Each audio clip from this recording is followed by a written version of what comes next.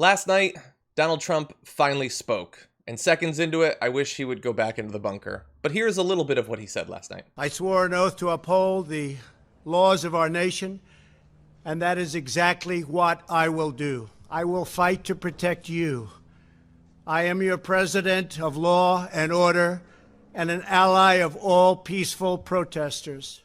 And then there was like a rib shot afterward.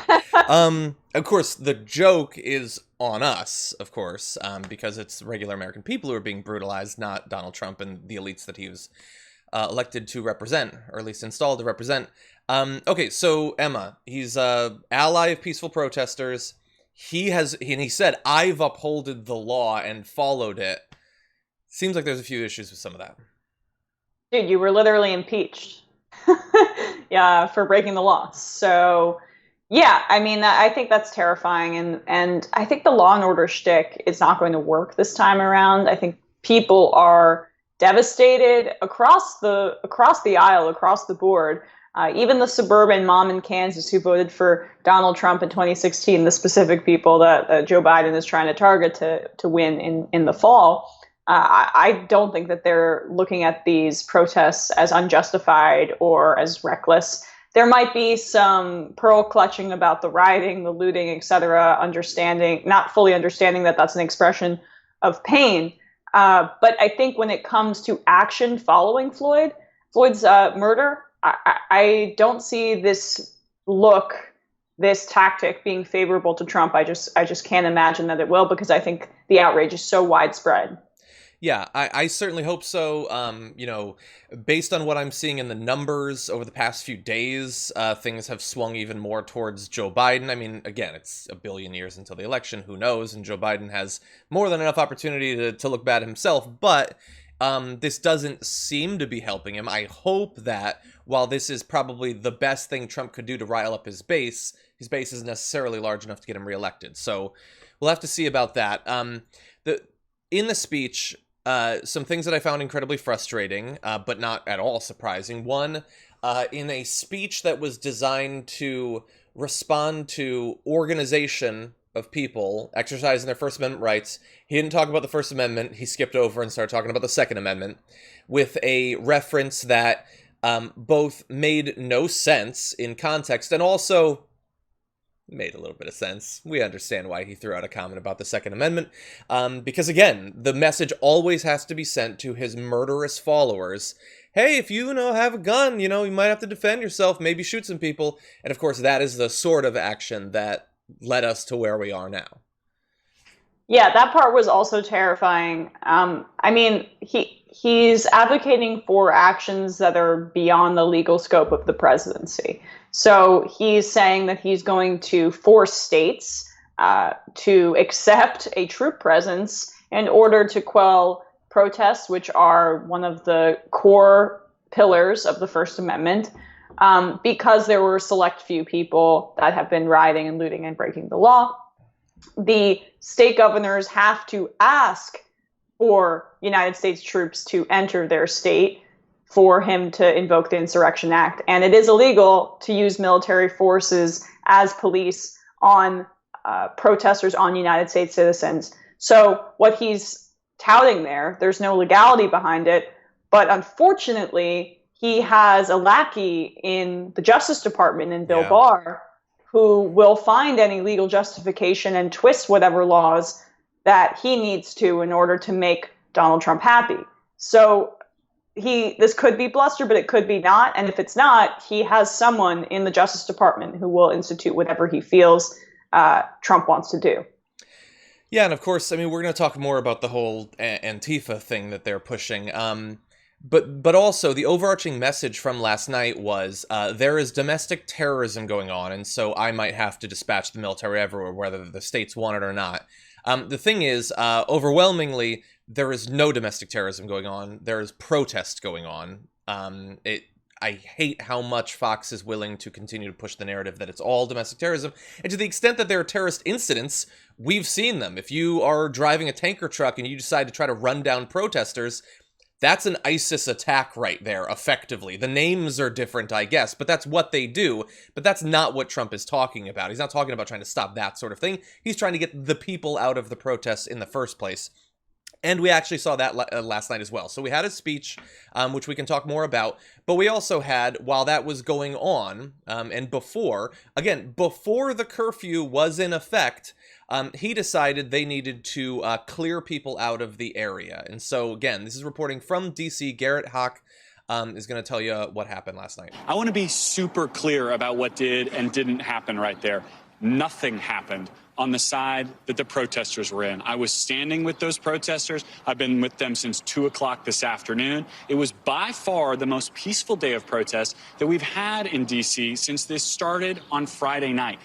But before the curfew was into effect, we had mounted federal police coming down H Street from east to west, clearing people out of the street. In front of them, they were using flashbangs, tear gas. I lost my regular mask and had to replace it with my gas mask. That's what I experienced. That's what the tape shows. That's what history is going to show for tonight. And I'm a little shook by the whole thing, to be completely honest with you. It was absolutely extraordinary thing to see and experience with the White House in my peripheral vision. We're going to have a little bit of the actual footage of people being cleared out in a second, but I also want to show you what happened not long after when they decided to, in an incredibly dangerous fashion, have helicopters, you can see, begin flying low below the level of the buildings to try to scare the protesters away, a tactic that apparently has been used by the U.S. military in theaters around the world. That's D.C., right near the White House. Those are people who are peacefully organizing, and they're treating them like insurgents in Fallujah. Yeah, and every reporter on the scene, every single reporter, I read a long piece in the Washington Post today, says it was incredibly peaceful. People were dancing and singing to a woman playing guitar. And because maybe they looked like hippies and they wanted to have some sort of throwback to the atrocities committed by the police back in the day, they decided to go after them. I mean, it is, to see a mainstream media reporter that shaken up, they are trained repeatedly to see both sides, to be fair, and to the detriment often of progressives and the truth. But that goes to show how unjustified and one-sided this action by DC police was on these protesters, all for a narcissistic BS photo op by a president who literally has no idea what he's doing and is so in over his depth. Exactly. And she had a guitar. A deadly weapon, probably. Exactly. If she really rocked out, she could break it like Kurt Cobain style, and then the shards of wood would be very scary for those fascist cops. I mean, just police. She could shred a riff so sharp. Did you see that scene in Mad Max Fury Road? Guitar playing could be quite scary. No, but seriously, I think that it's so in the wake of last night, where he once again talks about dominating the streets, overwhelming force, says he's going to send the military around the country to take out the terrorists, which are just people who are rightfully enraged about what they see. And they tear gas peaceful protesters before the curfew and have horses trample them out of the region. And then they're buzzing the streets of DC with a helicopter. I believe it's important to acknowledge when you've been wrong about something. I believe it is not a show of weakness. It is a show of strength when you can acknowledge that. So I would like to take this opportunity to apologize for the many times over the past 3 or so years where I have implied that Donald Trump is a significant threat to this country. It was hyperbolic. It was hysteric. I don't know why I was exaggerating in that way.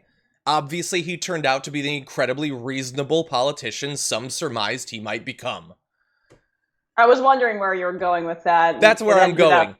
By the time Emma's back on the street, God only knows what he'll have ordered soldiers to do. And hopefully they'll turn down illegal orders. But if I guarantee he told them to fly the helicopters like that. This dude has had a hard-on for seeing tanks in the streets.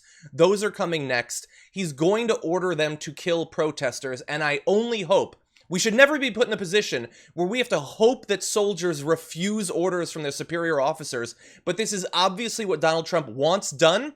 He was, like, decades ago talking about how the show of strength of the Chinese regime in crushing the protests in Tiananmen Square. He has been building towards this his entire life. By the time Emma is on next, we could have protesters' bodies piling up in the streets. I hope that it doesn't come to that, but have you seen anything over the past 3 days that lead you to believe that that's not where we're going? We already had dozens of protesters nearly dead because of that madman with his tanker truck. We've got people wielding machetes and bows and arrows in the streets. We've got gangs of people being deputized by the police to walk around neighborhoods with baseball bats looking to pick fights with people. No, we were being hysterical. We were being ridiculous for years in implying that this was obviously where we were going. John, you're missing the point. Because Donald Trump got elected, the progressive movement's actually stronger, and it galvanized so that we would all fight Donald Trump and that we'd have a new Speaker of the House. Oh, wait, we'd have someone in the Senate who was actually fighting for people in leadership, or for progressives in leadership. Oh, wait, and Joe Biden's the nominee. Well, Just look, kidding. Hopefully, that terrible theory by idiots online that Trump would be better than Hillary Clinton for progressives has been proven so wrong. Mm-hmm. Look at what's going on right now. Look at the blood that's on your hands if you make that kind of argument. You can't make politics like a political. You can't go get behind political theories like you're some sort of sociopath Machiavellian guy who, whatever, sitting on the sidelines and talking about a country that you don't inhabit. There's tangible realities of politics, and people get hurt. Yeah, I'm right there with you. I actually was referring more to the people who spent the last few years implying that any criticism or check on Trump is unnecessary. Why are you focusing on him? Stop pretending he's important. He is important because he's incredibly dangerous. And that Venn diagram for people on the left is a circle, John.